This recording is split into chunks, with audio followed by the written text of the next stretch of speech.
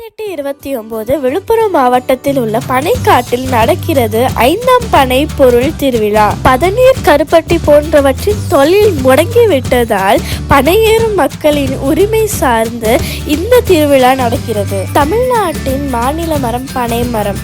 மரம் வளர்க்க, பராமரிக்க மட்டுமன்று மதிப்பை கூட்டவும் இது ஒரு வழியான விழிப்புணர்வு. இந்த வீடு முழுவதும் பனை மரத்தால் செய்யப்பட்டது. கூரை மட்டும் இல்லாமல் தூண், கதவுகள் ஆகியவை கூட மரத்தால் செய்யப்பட்டது.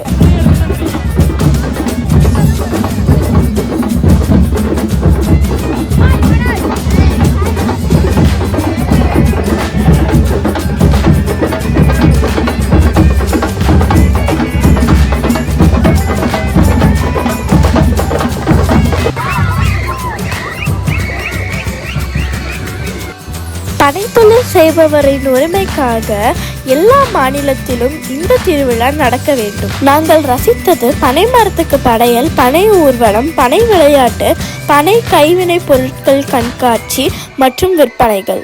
நெற்பவளத்தில் செய்யப்பட்ட செயின், வளையல், பொம்மை, கிளுகிளுப்பு, மாலை, கம்மல், ஹேண்ட்பேக், பாஸ்கெட், ரோஜா, பொக்கெட், பர்ஸ், செயின், ஹேர்பேண்ட், பூஜை பொருட்கள், ஊதுபத்தி, சாம்பிராணி, பூமாலை, தேத்தாங்கொட்டை தேநீர், டெரகோட்டாவில் செய்யப்பட்ட இயரிங், செயின், தூதுவளை, பரண்டை, பூண்டு, வல்லாரை ஆகியவற்றில் செய்யப்பட்ட ஊறுகாய், விளாம்பழம் ஜாம், பயோ என்சைம், பாத்திரம் மற்றும் துணி துவைக்கும் சோப், நுங்கு நீர், தேங்காய் ஓடியில் செய்யப்பட்ட அழகு பொருட்கள், கம்மல், கரண்டி, கப், விதவிதமான கிழங்குகள், நாவல் ஐஸ்கிரீம், அத்திப்பழம் ஐஸ்கிரீம் ஆகியவை இங்கு இருந்ததை நாங்கள் கண்டோம்.